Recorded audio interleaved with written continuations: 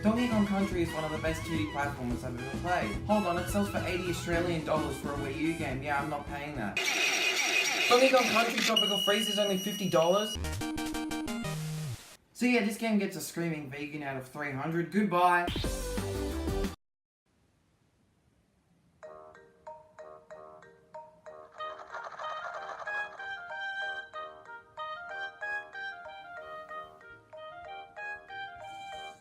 You know, I originally wanted to review Shovel Knight. Shovel Knight was what I was originally going to do for a video, but then this game popped up instead, so why not do what every parent fears and compare them?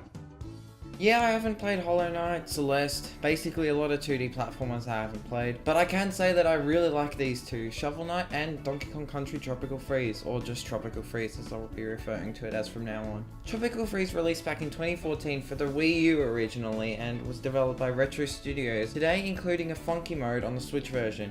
Funky Mode is a really dumb name, just call it Playable Funky Kong or something. Shovel Knight also released back in 2014 by Yacht Club Games, however has been ported to many consoles since then and has had 2 additional campaigns released for the game for free, starring 2 of the boss characters from the Order of No Quarter. Both games aren't considered super easy, so I thought a comparison between them wouldn't be too difficult. For a fair comparison, I'll be dividing the video up into categories in this order: story, art style, gameplay, level design, and soundtrack.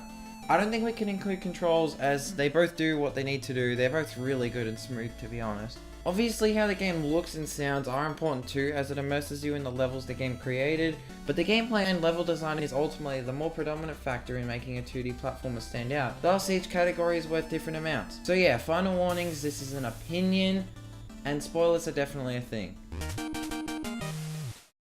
Story has never been one of Nintendo's strong suits in their platformers, but Tropical Freeze tries something slightly new, in comparison to Mario at least. As the Kongs gather for DK's birthday, DK, Dixie, Diddy and Cranky respectively, we see a new antagonist in the form of the Snowmad King, like a Viking / Arctic themed villain with a legion of ships and enemies. They take over the entire Kong Island, making the Kongs so blown away they have to traverse through a whole set of new worlds to reach back home. Story in Tropical Freeze does what it needs to do, but unlike Shovel Knight, it doesn't add too much to the rest of the game other than an end goal. Shovel Knight's story is seemingly simple at first, the Shovel of Home campaign giving a small tragic backstory in Shovel Knight's fallen comrade, Shield Knight. Shield Knight was lost in the Tower of Fate some time ago, and since the Enchantress has begun the spread of evil through her legion, the Order of No Quarter, Shovel Knight needs to return to the Tower of Fate to put a stop to this. Each member does exchange some brief dialogue with Shovel Knight, hinting at some kind of backstory between them in the past, which is pretty cool. So as Shovel Knight finally reaches the Tower of Fate, a few more twists lie ahead in the story, but mostly peace is restored. But that's not all there is, as the Plague of Shadows and Spectre of Torment campaigns contain even more story-based content, as the Plague of Shadows sees Plague Knight, a perceived to be member of the Order of No Quarter, defying the Enchantress and claiming everyone's essence to make some kind of super potion. And finally, Spectre of Torment adds a great new story to the fans of Shovel of Hope. It explores the adventure of Spectre Knight as he recruits the Order of No Quarter, as well as enduring relentless torment from the Enchantress and constant flashbacks to the traumatic events at the Tower of Fate that put him there. The campaign story definitely serves the incredible gameplay of this campaign well. I don't think there's even a fair debate to be had here. Shovel Knight clearly wins the point for story. How art style differs from graphics is that it's not so much about the quality of the graphics, it's about the fluidity and appeal of how the game looks. Shovel Knight features what I'm sure is a very nostalgic 8-bit art style to match the feel of those olden games, but lacks much of the jitteriness and aging issues NES games can often be seen with. The nice widescreen display, the colours of the background seemingly blending together still with a somewhat limited colour palette, it looks pretty good. But Tropical Freeze, we can't even talk about backgrounds, environments and style without mentioning this game. Seriously, just look at all the stuff going on, it's really beautiful. Everything has heaps of colour and just pops, stylized, colourful and fluid. Yeah, this definitely been said before, but everything really moves for a reason. It's nothing short of breathtaking and Tropical Freeze wins the point. But what would all that matter if the games weren't fun to play? And games can't be fun to play without some unique mechanics. Tropical Freeze uses 3 support characters for DK, who on his own can roll, jump, ground pound the floor, and pull things. His companions, Diddy, Dixie, and Cranky all provide some kind of ability for DK, all that help you in a unique way. Diddy offers a glide with his jetpack, Dixie offers some kind of extra floaty jump thing with her hair, and Cranky lets you bounce on pretty much anything. The game is exciting, smooth, and just pure platforming goodness as you traverse through an onslaught of obstacles and enemies. But I feel like that excitement may possibly be more due to the levels and environment's liveliness rather than the feel of the game. Now, Shovel Knight is a lot more weapons based in its platforming, each of the characters using a shovel, bombs, or scythe respectively, and some form of magical relics and abilities.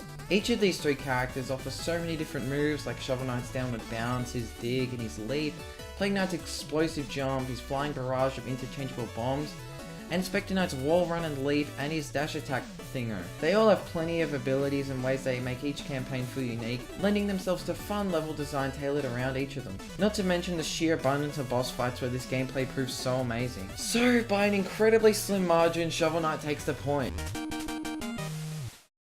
Now, level design essentially means, in this video at least, the locations of the levels you visit throughout the game. So why you do this has no real impact on the story, it's basically just the environments you visit and how unique or fun they are. Shovel Knight falls a little flat here as each campaign only consists of around 10 to 15 levels. The same environments are used repeatedly across the campaigns, but it is varied in the smaller amount of levels there are per campaign. Each level is new territory to explore, land protected by a member of the Order of No Quarter. But Tropical Freeze does all that and a lot more, with the levels you explore all belonging to a certain world, yet all feeling incredibly unique. Its levels, or more so worlds, feel extremely real, lively, and exciting, and each level just explores a small aspect of its island in so much detail that it feels like even more. Everything has heaps of energy, moves for a purpose, and it's just exhilarating to do a rolling leap off a sinking platform, latching onto some grass and vines swinging about over you, storming a rocket barrel through a corrupted fruit factory, outrunning a destructive windstorm on a rhino, even just exploring the shadowy ruins of abandoned plane crashes on this island is thrilling,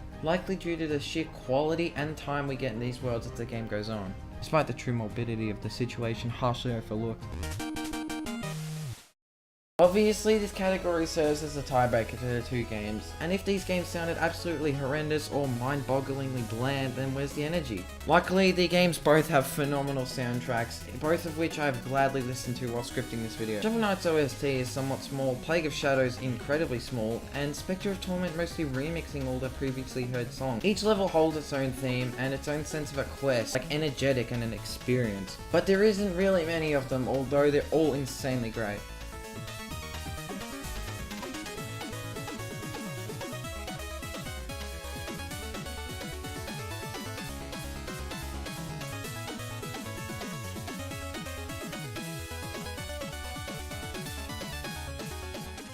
Tropical Freeze, however, has some amazing standouts within its pretty substantial OST, but some are also a little forgettable, atmospheric at that. But the sheer amount of tracks of such great quality and effort put into them, all pertain to this island theme, is also insanely great. Yeah, a lot of you are probably gonna hate this, but it's a tie.